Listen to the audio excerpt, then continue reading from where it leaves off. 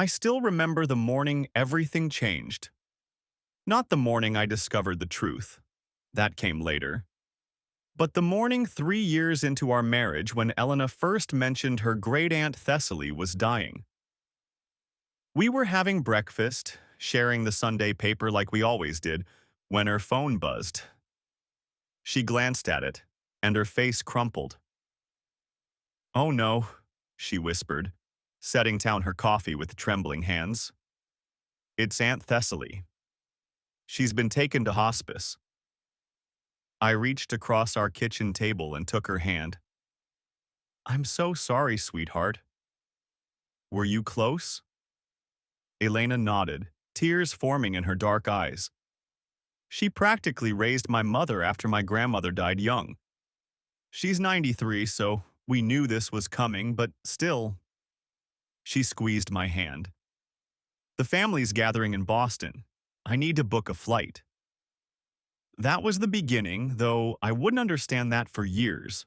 Elena Panopoulos, she'd kept her maiden name professionally, came from what seemed like the entire Greek-American population of the Northeast. When we'd married 8 years ago, our wedding had 400 guests, and Elena had greeted each one by name, asked about their children, their businesses, their health problems. I'd stood beside her, overwhelmed but charmed by the warmth of this massive, interconnected family. My own family was sparse by comparison. Just my brother Marcus in California, my parents in their Florida retirement community. I understood intellectually what it meant to have hundreds of relatives, but emotionally it was foreign territory. So when Elena needed to fly to Boston for Aunt Thessaly's funeral, I immediately offered to go with her. "That's sweet, Robert," she said, wiping her eyes. "But the ticket prices are insane this last minute. Almost $900 per seat. And you have that big presentation on Thursday." She was right. I was leading a critical software architecture review at Microsoft that week, something I'd been preparing for months. "I could fly out Friday after the presentation." Elena shook her head. "The funeral's Wednesday. Greek Orthodox traditions. We bury quickly. And honestly, you barely met Aunt Thessaly at our wedding. Save your vacation days for when we visit my parents this summer." It made perfect sense. Complete, logical sense. I transferred her the money for the flight, drove her to SeaTac Airport Tuesday morning, kissed her goodbye at the departures curb. She looked beautiful even in her grief, wearing the black dress she'd bought specifically for family occasions, as she called them. "I'll call you when I land," she promised, pulling her carry-on behind her. "Give everyone my condolences," I said. "I love you." "I love you too." 6 months later, it was cousin Dimitri in Philadelphia. Heart attack at 67. Elena had been devastated. Dimitri had been like an older brother to her, she said. Another last-minute flight, another $800, another presentation I couldn't miss. The pattern established itself so naturally that I never questioned it. Every 2 or 3 months, sometimes longer, sometimes shorter, another elderly relative would pass. Elena would get the call, always when I was at work it seemed, and she'd come home with red eyes and flight options pulled up on her phone. The prices were always astronomical, but what could you do? Death didn't wait for airline sales. "I feel terrible spending so much on flights," she said after the fourth funeral, her uncle Nikos in Providence. "But family is family, you know? In Greek culture, not attending a funeral is like saying the person meant nothing to you." "Don't feel bad," I assured her, holding her as she cried into my shoulder. "That's what the money's for. Taking care of family. We're fortunate we can afford it." We were fortunate.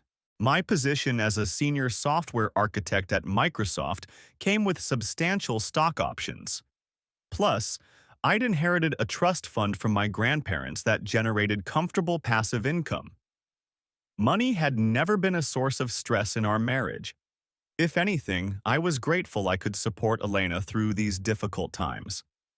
She always returned from the funerals exhausted, emotionally drained.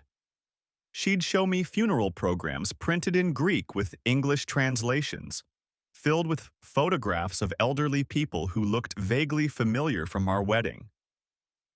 She'd tell me stories about the services, the massive gatherings afterward, the food prepared by armies of aunts and cousins. "You should have seen the spread," she said, after her great-uncle Dimitri's funeral in New Hampshire. "Aunt Sophia made enough moussaka to feed a small country. It's how we grieve. We cook, we eat, we remember." I believed every word. Why wouldn't I? I'd met many of these relatives at our wedding, even if I couldn't remember specific faces.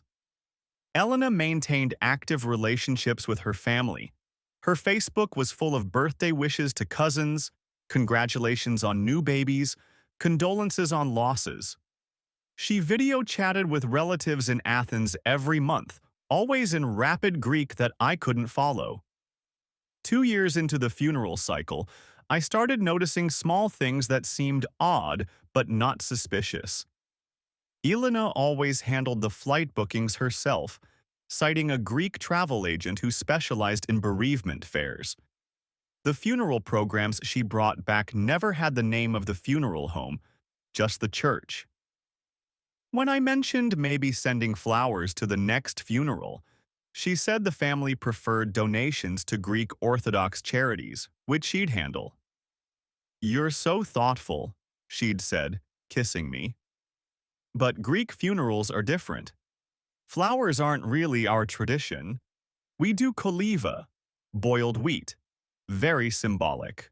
I'll make a donation in our name." Cultural differences. That explained everything, every small oddity. I threw myself into my work, grateful that Elena handled the complexities of her enormous family without burdening me. My colleagues would sometimes joke about my wife's family curse. Someone always seemed to be dying. I'd laugh uncomfortably and change the subject. It did seem like a lot of deaths, but in a family of 600 people spanning ages from newborns to centenarians, wasn't that statistically normal? The financial impact was noticeable but not devastating. Between flights, donations, and occasional emergency family medical expenses, a cousin's cancer treatment in Greece, an uncle's heart surgery, we were probably out 50 or 60,000 a year, but my salary and trust fund could handle it. Elena worked too as a freelance web designer, though her income was sporadic. She said the frequent travel for funerals made it hard to maintain steady clients. "I feel like such a burden," she said one evening, after booking another flight to Boston. Great Aunt Maria, 91, stroke. "All this family drama, all this expense, you must hate it." "I don't hate it," I said, pulling her close on our couch. "I hate that you're going through so much loss, but I love that you care so deeply about your family. It's one of the things I admire most about you." She looked up at me with those deep brown eyes that had captured me the moment we met at that tech conference 8 years ago. "How did I get so lucky to find you?" "I'm the lucky one," I said, meaning it completely. 3 years into the funeral pattern, things accelerated. Deaths went from quarterly to monthly, sometimes even bi-weekly. Elena was constantly exhausted, dark circles, permanent fixtures under her eyes. She'd started taking antidepressants, she told me, to cope with the constant grief. "It's called complicated grief disorder," she explained, showing me articles she'd found online. "When you experience multiple losses in quick succession, your brain can't process them properly. You never fully grieve one loss before another hits." I suggested therapy, offered to go with her for couples counseling to help us navigate the stress.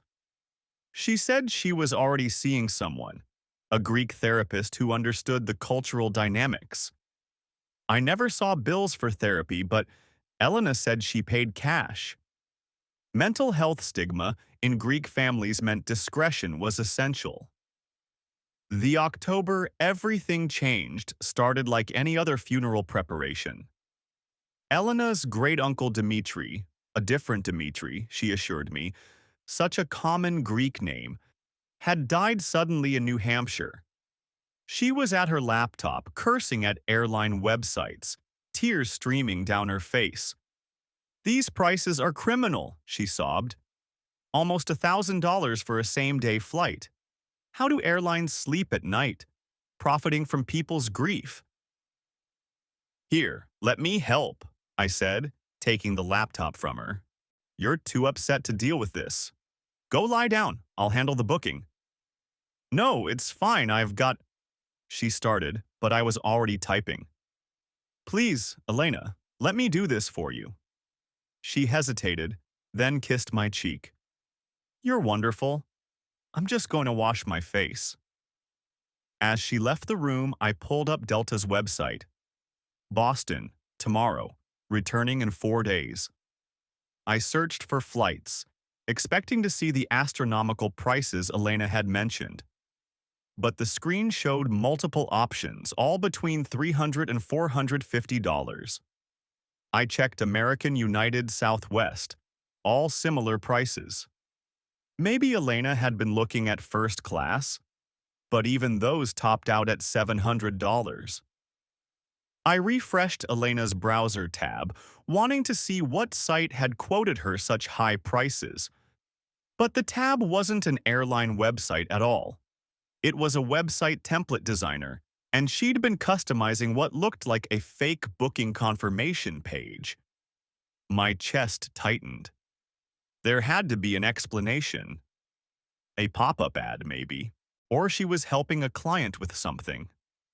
I heard the bathroom door open. "Found a great option on Delta," I called out, my voice steady despite my racing heart. "Only $400. Elena appeared in the doorway, her face freshly washed but still puffy from crying. "Oh, honey, I already booked it through the Greek travel agent. Specialty bereavement fare, but it's non-refundable. We'll just have to eat the cost." "The Greek travel agent," I repeated slowly. "What's their name?" "Cosmos Travel," she said without hesitation. "They specialize in last-minute funeral arrangements for Greek families. They have partnerships with churches, funeral homes, everything. Makes it so much easier." I nodded, closed the laptop, and hugged her. "I'm sorry about your uncle." "Great uncle," she corrected softly. "But thank you." That night, after Elena had taken a sleeping pill and was deeply unconscious, the grief made it hard to sleep, she told me. I opened our credit card statements on my phone. I'd never scrutinized them before, just paid them automatically. But now I looked at every funeral-related charge over the past 3 years. The amounts were all there, matching what Elena had told me. But the merchant names were strange.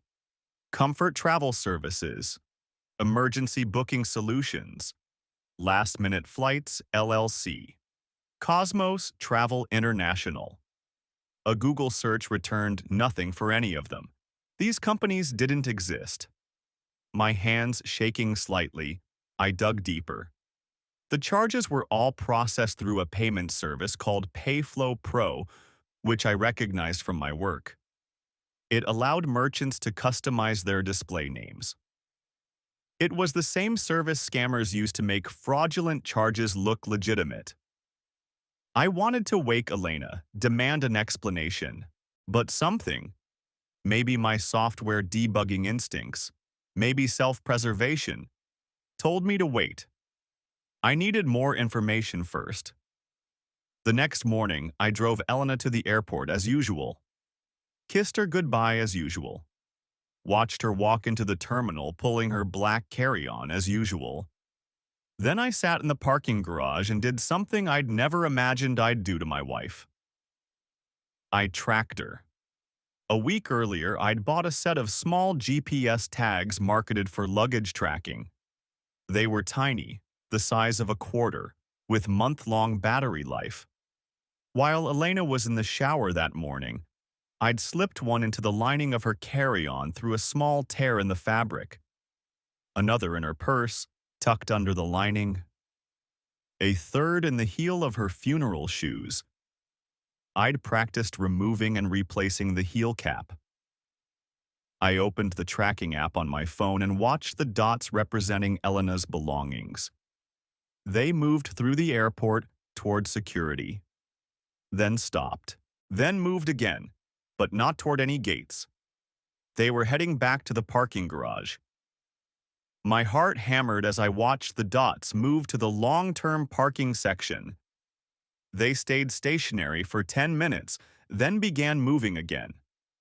North, out of the airport, onto I-5. Not toward any other airport, toward the mountains. I followed the dots for 2 hours as they traveled north and east, finally stopping at an address in Sage Lake, a small mountain town about 20 miles from the airport. I pulled up the property records on my phone. The house belonged to Christopher Payne. Christopher Payne. The name meant nothing to me. I searched social media, finding nothing. Public records showed he'd bought the house 5 years ago. Previous addresses included Boston, which set off alarm bells. I dug deeper, finding court records, and there it was. A legal separation filing between Christopher Payne, formerly Christopher Panopoulos, and Elena Panopoulos, dated 10 years ago, 2 years before Elena and I met. Elena's ex-husband. The one she'd told me lived in London, working in finance. The one she'd divorced after he cheated with his secretary. The one she never spoke about except to say the divorce had been finalized before we met. That chapter of her life completely closed. Very much not in London. Very much at Sage Lake, where my wife's luggage and presumably my wife now sat. I drove home in a daze, my mind racing through possibilities. Maybe Christopher was sick. Maybe he'd returned from London for treatment. Maybe Elena hadn't wanted to upset me by mentioning she was visiting her ex. Maybe there was an innocent explanation for all of this.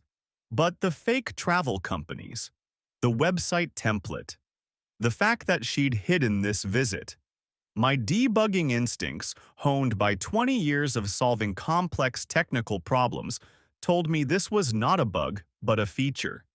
This was designed behavior. That evening, I got the expected text from Elena.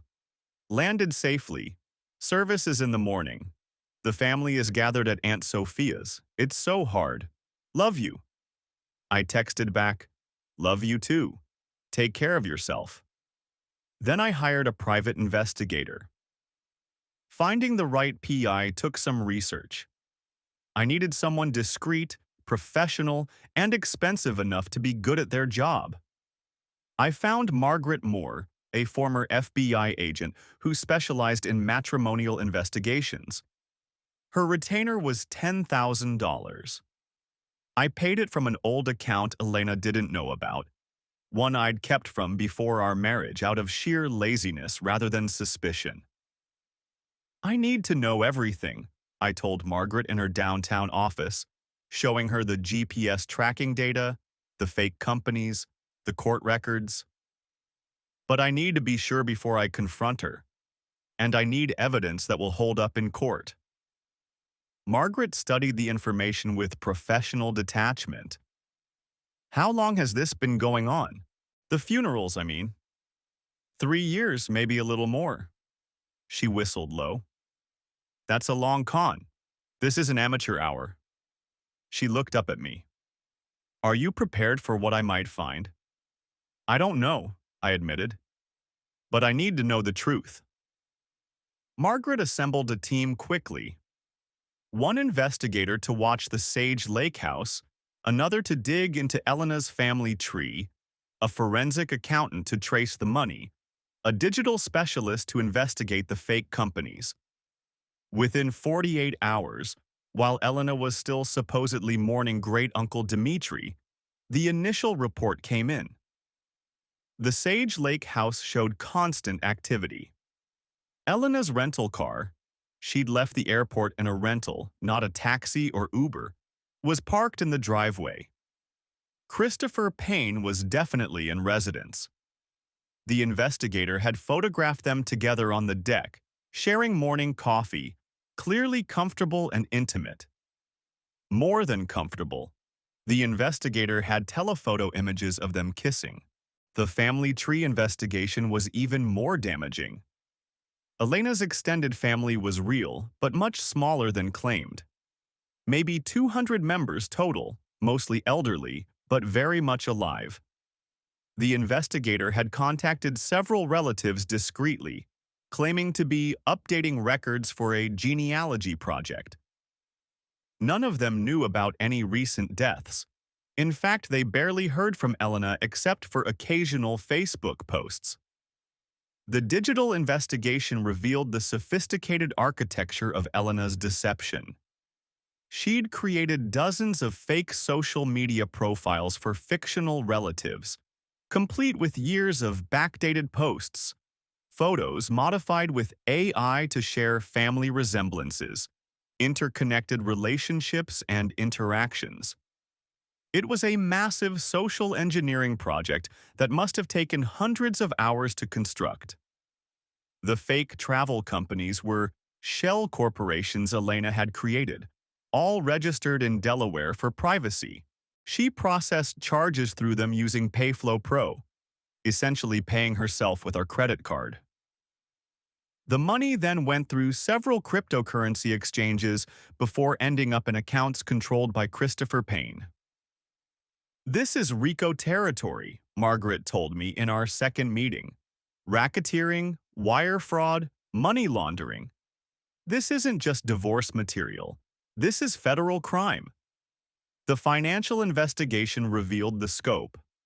Over 3 years, Elena had extracted nearly $400,000 through fake funeral expenses, family medical emergencies, and charitable donations. The money had been systematically laundered and transferred to Christopher. They'd used it to renovate the Sage Lake house extensively. New deck, hot tub, boat dock, solar panel system, complete smart home installation. "There's more," Margaret said, sliding a document across her desk. "This is really concerning. It was a life insurance policy. $1 million taken out on my life 2 years ago. Elena was the sole beneficiary. My signature was on it, but I'd never seen this document before." "She forged your signature," Margaret said. "We had a handwriting expert verify it. But Robert, there's something else. Have you been feeling sick lately?" I thought about it. Fatigue, yes. Stomach problems, definitely. I'd attributed it to work stress and getting older. I was 40 now, not 25. "Sometimes. Why?" Margaret pulled out another report. "We got copies of your recent blood work from your doctor. Completely legal, you signed a release. You have elevated levels of thallium and cadmium in your system. Not enough to kill you quickly, but enough to cause chronic health problems. And eventually, ... She's poisoning me," I said flatly. The words felt surreal. "We believe so. We've had our investigator go through your trash. We found residue of both metals in coffee grounds, protein powder containers, wine bottles. Small amounts, carefully measured. She's been doing this for at least a year based on your medical records." I sat in Margaret's office, staring at the evidence of my wife's betrayal, and felt something inside me break and reshape itself. Not into sadness or even anger, but into something cold and calculating. Elena had spent years planning my destruction. I would not give her the satisfaction of succeeding. "What do you recommend?" I asked. "FBI," Margaret said immediately. This is too big for a simple divorce. She and Christopher are running a criminal enterprise. You're not safe as long as they're free. Not yet, I said. I want to know everything first, the full scope. And I want to make sure they can't run. Margaret looked at me with something like concern. Robert, revenge isn't... Not revenge, I interrupted. Justice. Complete, thorough justice. The next 2 weeks were an education in deception. Elena returned from her funeral, appropriately exhausted and grief-stricken. She clung to me, cried on my shoulder, told me elaborate stories about the service, the family gathering, Cousin Maria's beautiful eulogy. Her performance was flawless. If I hadn't known the truth, I would have believed every word. I played my own part. The devoted husband, concerned about her constant grief. I suggested she take a break from work, focus on her mental health. I brought her tea in bed. Tea I made sure she watched me prepare, nothing she could poison. I told her I loved her, that I was there for her, that we'd get through this together. Meanwhile, Margaret's team dug deeper. They found evidence that Christopher was running similar scams with 2 other women in different states. The Sage Lake house was his base of operations, funded by multiple income streams from multiple fake wives.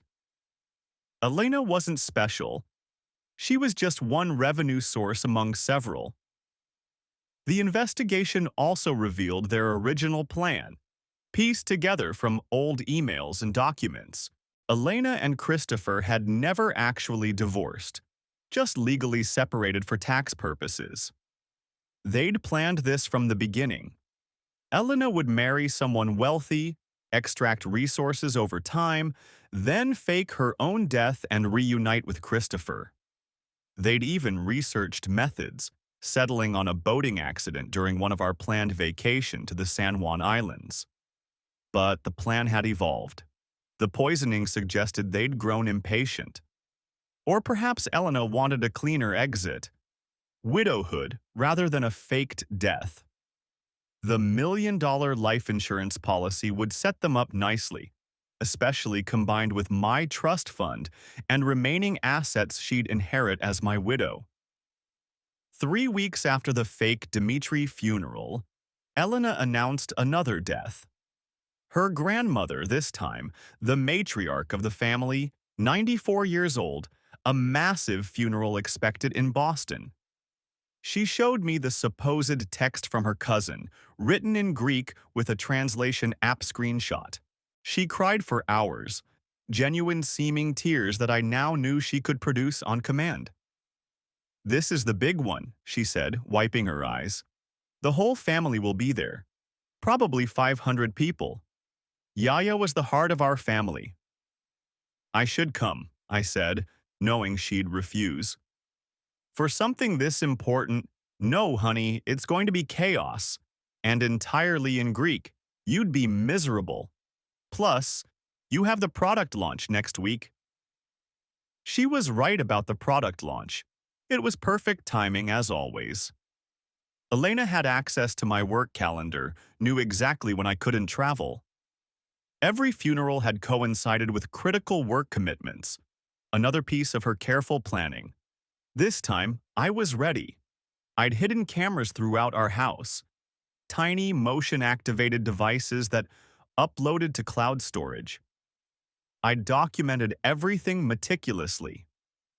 Margaret had coached me on what to say to get Elena to incriminate herself on tape. The FBI was involved now, waiting for my signal. They wanted Christopher too, saw this as an opportunity to close multiple fraud cases at once. The night before Elena's departure for the grandmother's funeral, I executed my plan. I came home early from work, claiming I felt sick.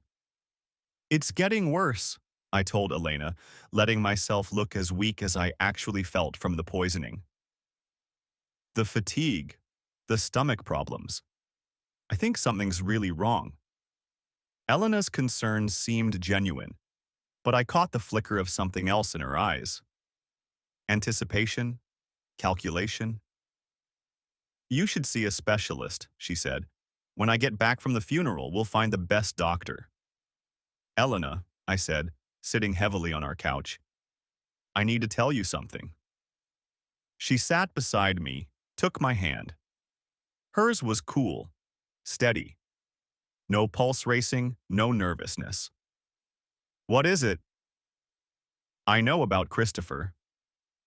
The silence stretched for 10 seconds.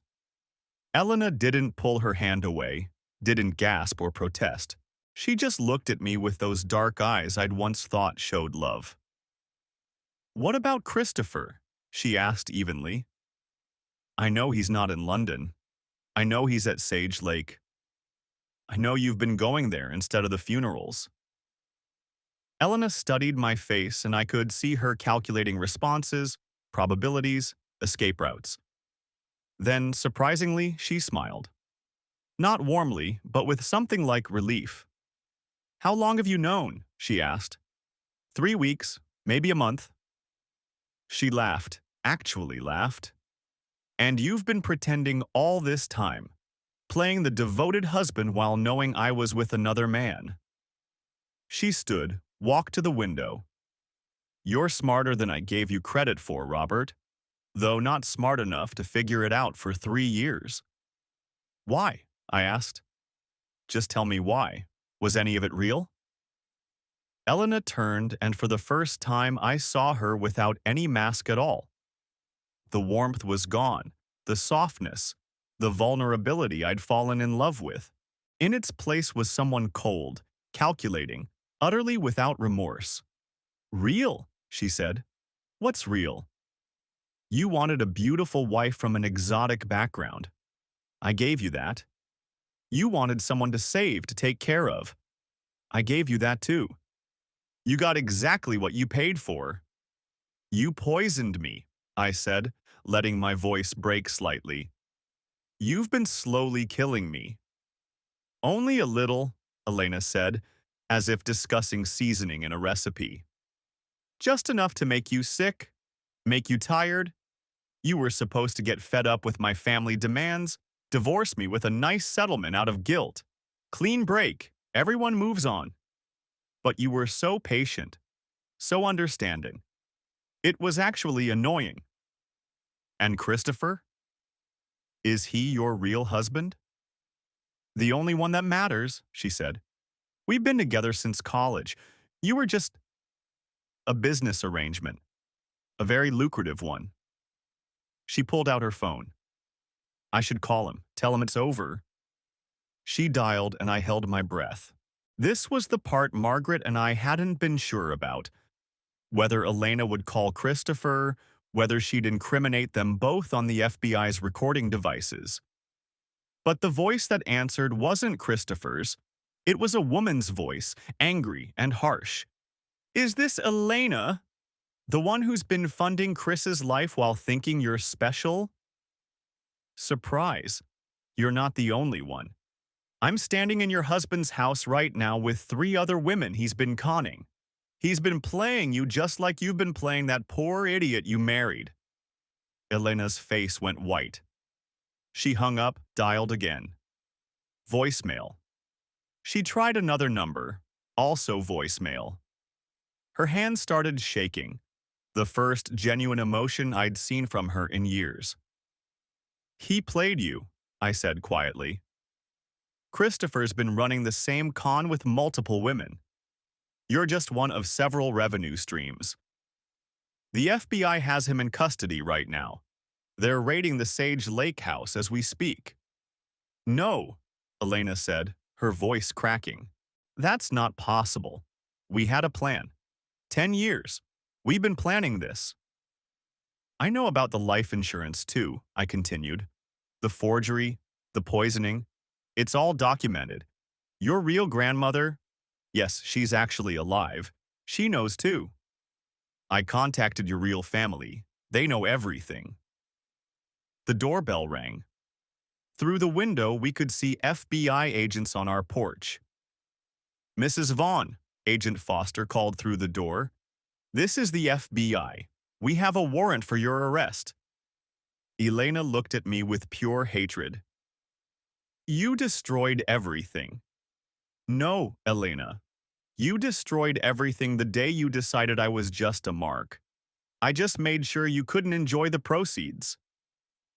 She stood straight, composed herself, and walked to the door with the same elegance she'd always displayed. Even being arrested, she maintained her performance. As they read her rights and cuffed her, she turned to me one last time. The tea in the kitchen, she said. Don't drink it. I watched them take her away, my wife of 8 years, the woman I'd trusted with everything. Then I went to the kitchen and found the tea she'd prepared earlier, tested it with the detection strips Margaret had given me. Positive for thallium, a massive dose. If I'd drunk it, I'd likely be dead within hours. Elena's final performance would have been as the grieving widow. The trial was swift. Faced with overwhelming evidence, the videos of her poisoning my food, the forged documents, the recorded confession, Elena took a plea deal. 15 years for attempted murder, wire fraud, money laundering, conspiracy. The judge, reviewing the evidence of her systematic poisoning and elaborate deception, added 5 years for exceptional cruelty and breach of marital trust. Christopher got 25 years. The other women he'd been conning testified, each telling similar stories. He'd presented himself as a widower, a divorce, a lonely entrepreneur. He'd extracted money from all of them, promising futures that never existed. The Sage Lake house was seized by the government, sold to pay restitution to all his victims. Elena's real family, the ones who actually existed, disowned her completely. Her grandmother, still very much alive at 91, gave an interview to a documentary crew. In our culture, family is everything. She used our name for evil. She is no longer family. She is nothing to us. The divorce was uncontested. From federal prison, Elena signed papers giving me everything. Not that there was much left. The money she'd stolen was gone, spent by Christopher on his other cons, and the Sage Lake renovations. I kept our house, my restored trust fund, my slowly recovering health. The poisoning had left permanent damage, kidney scarring that would require monitoring for life, but I was alive, which was more than Elena had planned. 6 months after Elena's sentencing, I received a letter from Christopher in prison. He claimed Elena had gone off script, that the poisoning was her idea, that he'd started his other relationships as insurance against her increasingly erratic behavior. He wrote, "We were all marks, Robert. Even the con artists. Nobody ever knows who's really playing whom." I burned the letter. Truth or manipulation, it didn't matter anymore. A year later, I met Sarah. She was one of the FBI prosecutors who'd worked on the case. She'd seen all the evidence, knew exactly what I'd been through. We took it slow, both of us too damaged for quick trust. She understood why I had security cameras throughout my new apartment, why I tested my food with detection strips, why I sometimes woke up in panic when she traveled for work. "It's okay," she'd say, holding me after a nightmare. "I'm real. This is real. You're safe now." We married 3 years later in a tiny ceremony. Just immediate family. My brother Marcus as best man, Sarah's sister as maid of honor. No extended relatives, no elaborate celebrations, no one who wasn't absolutely verified to be real and present. Marcus gave a speech about resilience and recovery. Sarah's sister talked about second chances and earned trust. Nobody mentioned Elena or the documentary that had been made about the case, or the fact that I still went to therapy twice a week for PTSD. On our wedding night, Sarah gave me an unexpected gift, a letter from Elena's real grandmother, the one I'd contacted during the investigation. She'd sent a traditional Greek evil eye pendant, meant for protection against harm. The note said simply, "For the one who revealed the truth. May you find real love." I wear it sometimes, a reminder that even the most elaborate deceptions eventually crumble, that truth has a weight that lies can never match. I still struggle with trust, still verify obituaries when anyone mentions a death, still feel my pulse race when Sarah's flight is delayed. But I'm learning to breathe again, to believe again, to love without constantly checking for poison in my coffee. Elena served her full sentence, no parole. Her con had been too elaborate, too cruel for mercy. She spent 20 years in federal prison, emerging at 58 to find a world that had moved on entirely. Christopher died in prison 5 years into his sentence, stabbed by another inmate he'd tried to con. Even behind bars, he couldn't stop running schemes. The other women Christopher had deceived formed a support group. We met monthly for a while, sharing our stories, our recovery. One of them, Maria, had lost her entire retirement savings. Another, Jennifer, had been poisoned like me but with mercury instead of thallium. We were all professionals, a doctor, a lawyer, an engineer, myself a software architect. Smart, successful people who'd been taken in by elaborate performances of love. The smarter you are, the easier you are to con, our therapist told us. You can rationalize anything, explain away any inconsistency. You're trained to solve problems, so you solve the problems in the con artist's story instead of seeing the story itself as the problem. It took me years to forgive myself for not seeing it sooner. The fake websites, the repetitive deaths, the mysterious travel agent. In retrospect, it all seemed so obvious. But Elena had been a master at her craft, spending 2 years before we even met, constructing her false identity. She'd hacked the conference registration to ensure we'd be seated together at that first dinner. Every moment of our relationship had been choreographed. The documentary about the case, The Mourning Wife, won 3 Emmys and spawned a podcast, a book deal, a scripted series. I participated reluctantly, wanting the story told accurately but hating the attention. I donated my proceeds to a fund for fraud victims, particularly those targeted by romance scams. It's more common than people think. Thousands of cases every year. Billions of dollars stolen by people who weaponize love. I sometimes wonder if Elena maintains her fictions even in prison, if she creates fake family members among the inmates, if she attends imaginary funerals in the prison chapel. Some people, I've learned, can't stop performing even when the theater is empty, even when all the audiences have gone home. Sarah and I have a good life now. Real, if imperfect. We fight sometimes.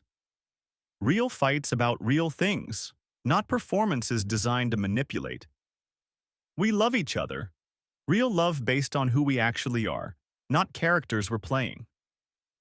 We're planning to have children, though I worry about explaining someday why Daddy has so many security cameras and why he gets nervous when Mommy travels. We'll tell them the truth, Sarah says. Age appropriately, but honestly, that sometimes people pretend to be something they're not, but that doesn't mean we stop trusting altogether. We just trust more carefully. Last month, we attended a real funeral, Sarah's grandmother, who died at 93 after a long, full life.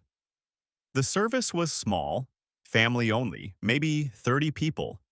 No elaborate Greek Orthodox ceremonies, no hundreds of mourners, no Cousin Maria giving beautiful eulogies in foreign languages.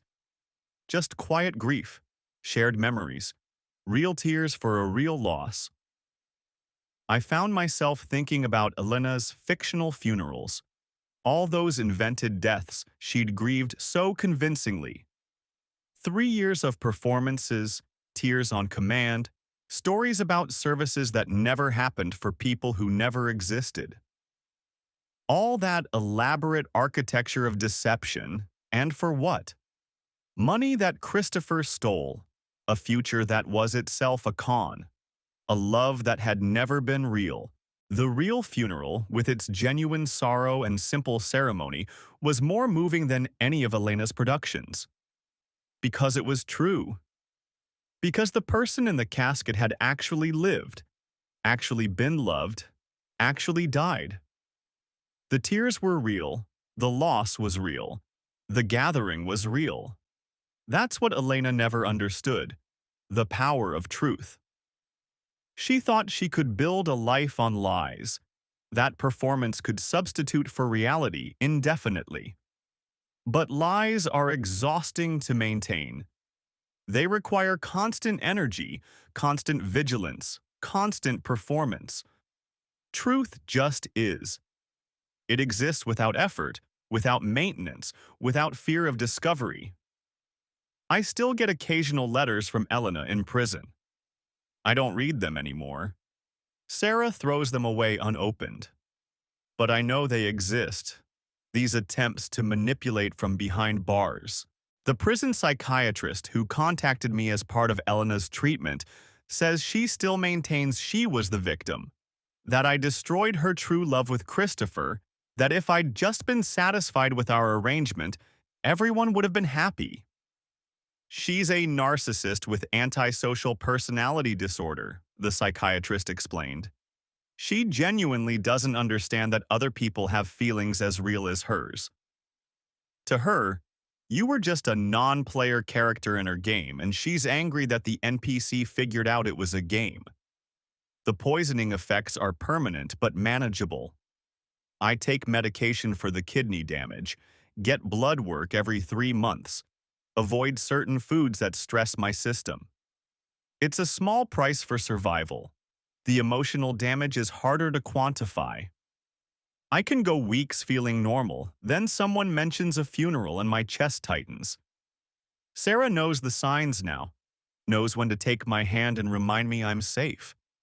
We've built something real together, Sarah and I.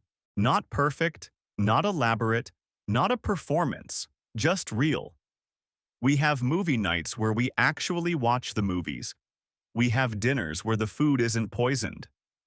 We have arguments that resolve into understanding, not manipulation.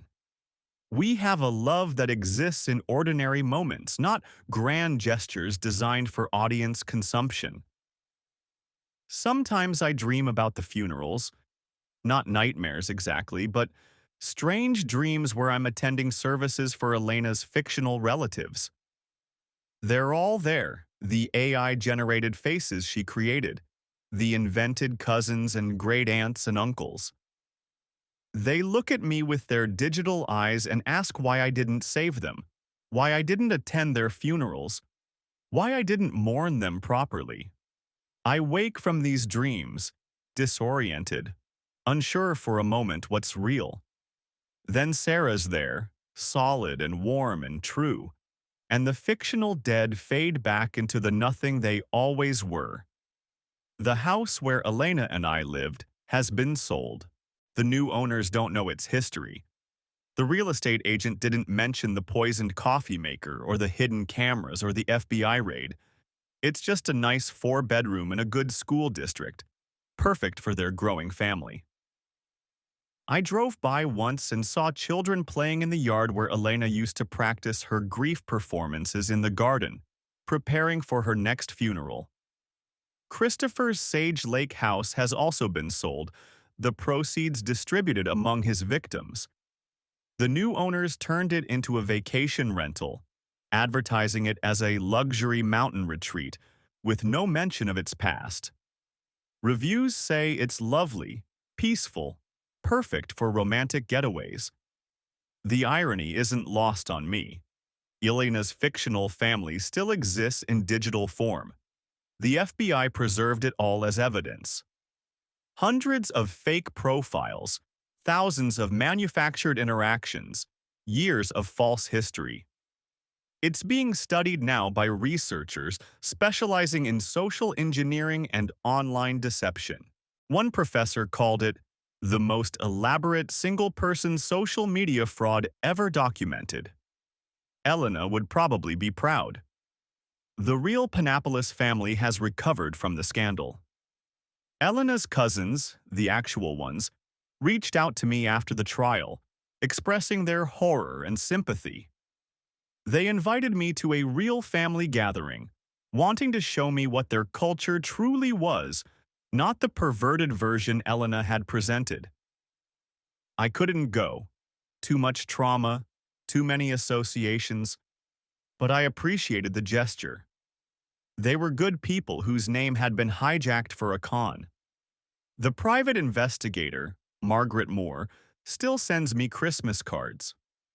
She says my case changed how she approaches matrimonial investigations, made her look deeper into digital deceptions. She's written a training manual for other PIs based on Elena's methods, a guide to detecting elaborate marriage frauds. She offered to send me a copy, but I declined. I know Elena's methods intimately. I lived them. The FBI agent Foster told me before the trial that this case would change how they investigate romance fraud. Elena and Christopher had elevated it to an art form, but they'd also revealed the patterns. The fake deaths, the emergency travel, the isolation from the victim's support system, the gradual extraction of resources. These were reproducible tactics that could be identified and stopped. You saved lives, Foster told me, not just your own. Future victims who won't be victimized because we now know what to look for. It's a nice thought, but it doesn't eliminate the sense of stupidity I still sometimes feel. How did I not see it? How did I believe in the grandmother who died twice? Elena had forgotten she'd already killed off that particular relative a year earlier, but I hadn't noticed. How did I not question the funeral programs with their stilted Google Translate Greek? How did I not investigate the travel charges sooner? Because you loved her, Sarah says when these moods take me. And love requires trust. She weaponized something beautiful.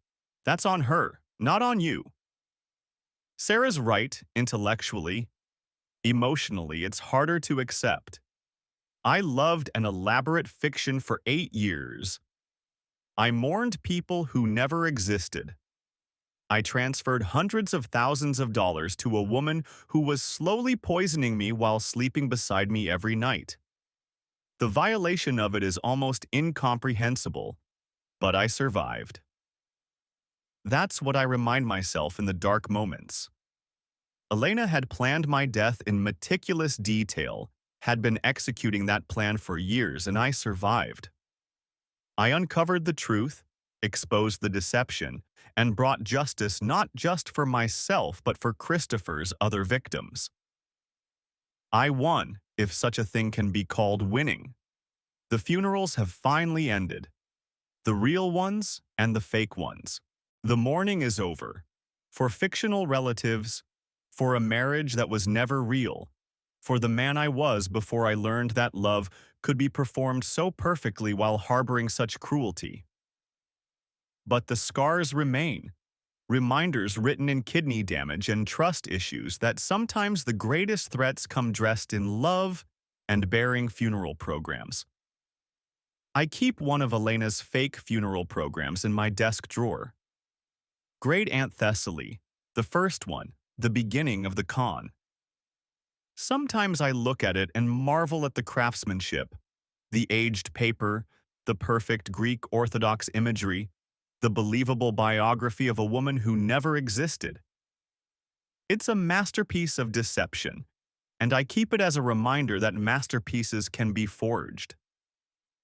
Sarah doesn't understand why I keep it, worries it's unhealthy.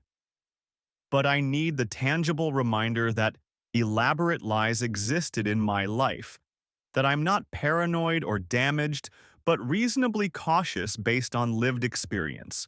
The funeral program proves it was real. The deception, if not the death it proclaimed. Next month will mark 5 years since Elena's arrest. 5 years of recovery, of rebuilding, of learning to trust again. The GPS trackers I once hid throughout our house have been replaced by a single security system that Sarah and I both monitor. The food testing strips are gone, replaced by faith that my wife isn't poisoning me. The constant vigilance has softened into reasonable caution. We're expecting our first child now, a daughter. Sarah wants to name her Alexandra, after her grandmother. I agreed, though I made her show me the death certificate to prove her grandmother was actually dead. She understood, didn't take offense. That's what real love looks like. Understanding someone's scars and loving them anyway. I wonder sometimes what I'll tell our daughter about my first marriage. How do you explain that Daddy was once married to someone who pretended to love him while slowly poisoning him? How do you teach a child to trust but verify, to love but remain logical, to be vulnerable but not victimized? We'll figure it out together, Sarah says, her hand on her growing belly. Like everything else. Honestly, carefully. Together. Together. The word means something different now. With Elena, together meant performing a script where only she knew the ending. With Sarah, together means facing an uncertain future with someone equally invested in that future being real. The baby kicks, and Sarah guides my hand to feel it. Real movement from a real baby in a real marriage. No performance, no agenda, no hidden GPS trackers or poison or fake funeral programs. Just life, continuing despite everything, proving that truth ultimately wins even when lies seem to hold all the cards. Elena will be released from prison in 15 more years. She'll be 73 if she lives that long. Christopher is already gone. His ability to con terminated permanently by another prisoner who didn't appreciate being deceived. The Sage Lake house has been demolished, replaced by a small development of vacation condos. The fictional Panopolis family members have been deleted from social media, their artificial faces returning to the digital void from which they came. But I'll still be here. Scarred, but surviving. Damaged, but not destroyed. Living a real life with real people who really die and are really mourned. The funerals, when they come, will be genuine gatherings for genuine losses. The tears will be real. The grief will be real. The love being mourned will have actually existed. That's my victory over Elena and her elaborate deceptions. Not just that I exposed her, not just that she's in prison, but that I learned the difference between performance and reality, and chose reality even though performance had been so beautifully crafted. I chose truth even though lies had been so artfully told. I chose real love even though fake love had been so convincingly portrayed. The funeral con is over. The mourning wife is in prison. And I'm still here, living a real life, attending real funerals, loving a real woman, expecting a real child. It's not the life I planned when I married Elena 12 years ago, but it's authentic, and after years of elaborate deception, authenticity feels like the greatest luxury imaginable. The GPS trackers are gone, the poison tests are gone, the constant surveillance is gone. But the knowledge remains that someone can smile while poisoning you, cry while robbing you, profess love while planning your death. It's terrible knowledge, but it's also protective. It makes me harder to fool, harder to con, harder to kill. Elena gave me that inadvertently. In trying to destroy me, she made me indestructible. In performing love, she taught me to recognize real love. In creating fictional deaths, she showed me the value of actual life. So I'm grateful, in a strange way, Not for the poisoning or the theft or the betrayal, but for the education in how elaborate deception can be and how simple truth is by comparison.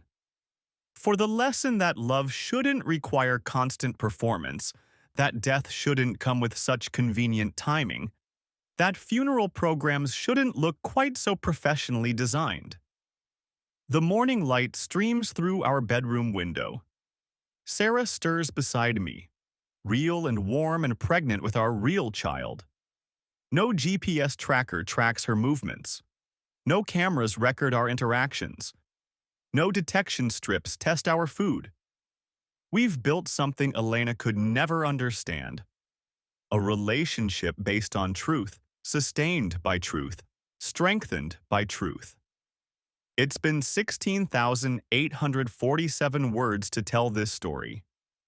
Every word true, every betrayal real, every funeral fictional. The elaborate architecture of Elena's deception, built over years and destroyed in weeks. The patient poisoning, the careful laundering, the masterful performances all reduced to evidence bags and court exhibits. But the most important words are these. I survived. I discovered. I exposed. I healed. I loved again. Simple truths that outweigh all of Elena's elaborate lies. The funerals are over. The mourning has ended. Life, real life, continues.